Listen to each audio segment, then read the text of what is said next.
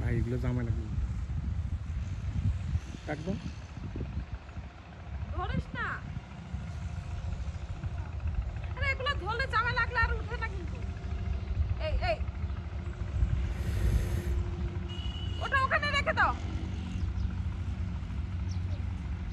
এই এখনই উড়ে ঝামেলা লাগবে। সাপ ইস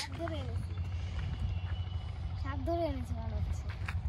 এটাকে আমি নিয়ে যাব, এটাকে গিয়ে ভাববো যে এগুলো কি দিয়ে বানানো হয়েছে।